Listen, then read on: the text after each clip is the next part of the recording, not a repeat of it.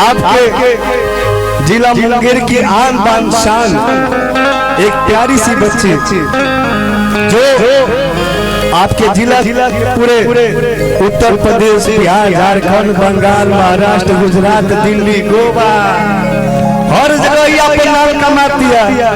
नाम होकर जिया, बुला दीजिए के बुला दी जिया, प्यार उसको बुलाइए।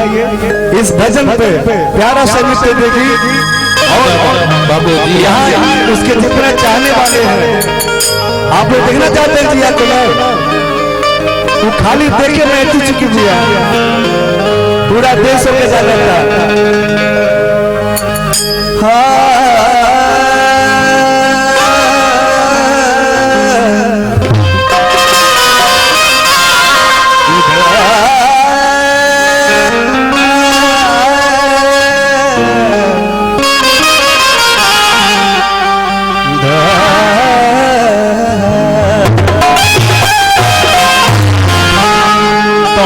मजा होता है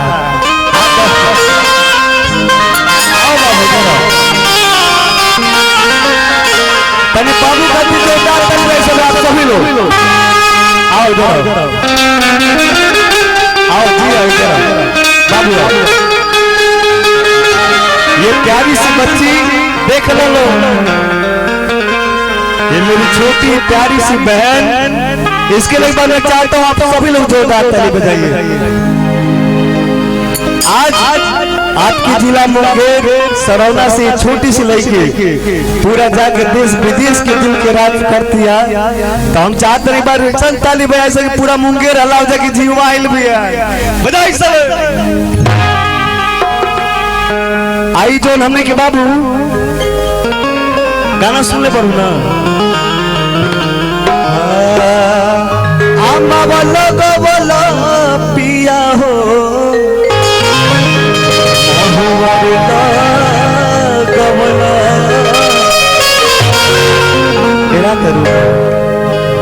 डेरा तरु क्या है बाबू, आपको पता नहीं है आप इस छोटी सी उम्र में जिस मुकाम को हासिल किए हो, उस मुकाम को हासिल करने के लिए मुझे भी 3-4 साल लग जाएगा, है कि नहीं भैया? लेकिन आप लोग का प्यार रहेगा इस छोटी सी बच्ची पे, तो हो सकता है कि मुंगेर में ये जो डांस कर रही है नंबर 1 पूरे भारत में हो जाए।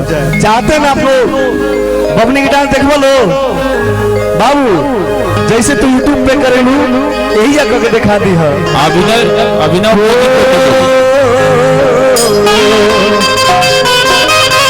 नवरात्र के समय आ गई बा, एक जानी के पत्नी से कहत रही ए सैया जी रउआ तन को ना बुझाला, और आ गया वो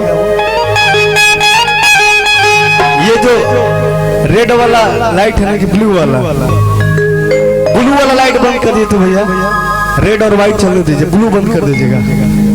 हाँ ब्लू बंद कर दीजिए, बस रेड और व्हाइट चलने दीजिए। हाँ रेड और व्हाइट चलने दीजिए, ब्लू वाला होगा सर सब चलिए। कहा तरी सैया जी रउआ साफे पूर्वक है का गाँव के जो देहात के मेहरारू होली सर ओकनी के भाषा वो सब जानते बाने।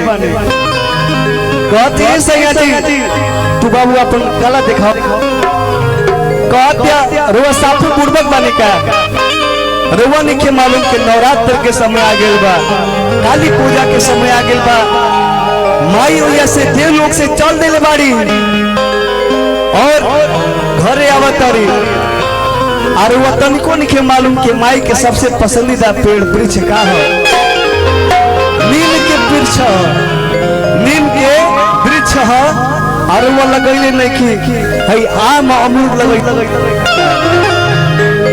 तो कहतिया अरे आम वाला पिया हो महुवर लगवला तो काहे ना लगवला पिया हो, काहे ना लगवला पिया के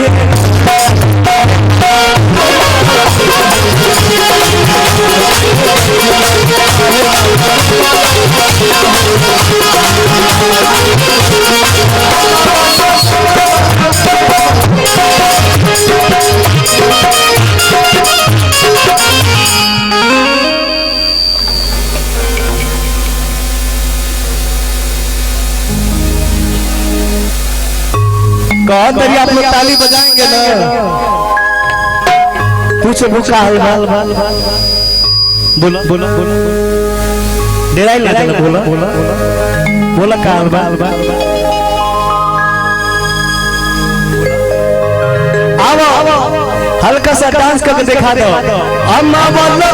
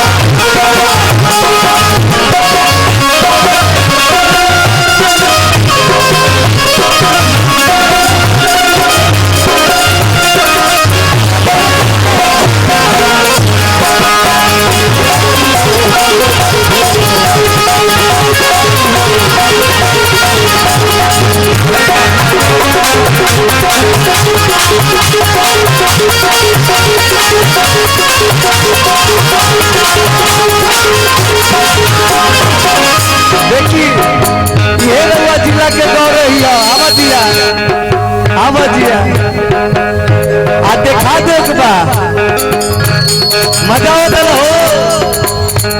तकाल अभिनव म्यूजिक सब्सक्राइब कर ली। हेलो निहाल मिश्रा ऑफिशियल कह दिया एक ओढ़ला ओढ़ला चुंदरी ओढ़ला कहे के बाद ओढ़ के बढ़िया से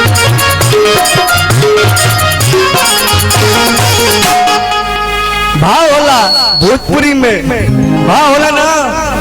कह दिया ये हो घरवा माई के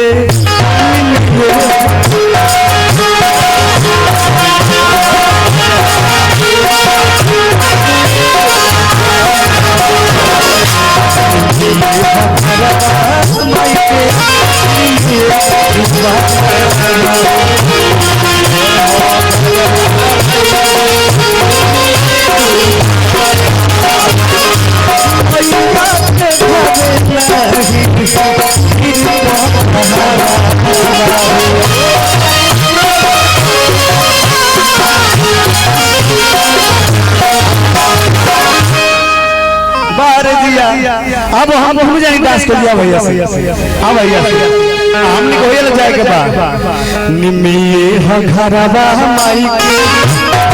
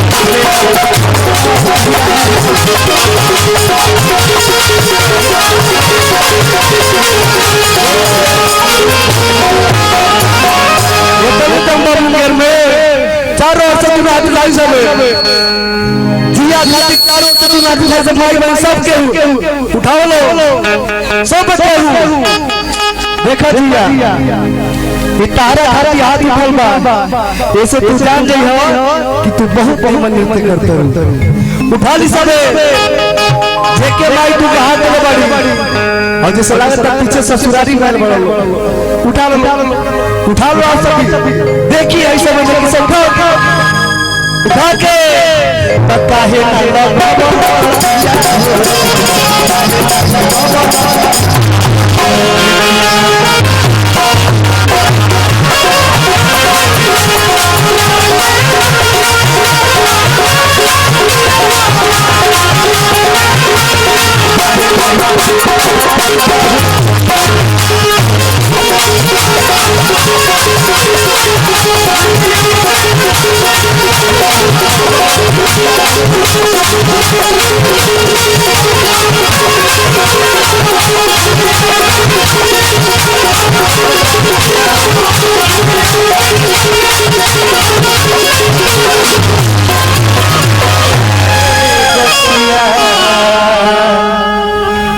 हम चाहते हैं प्यारे सा बच्ची का जोरदार ताली आप सभी लोग बजाएं।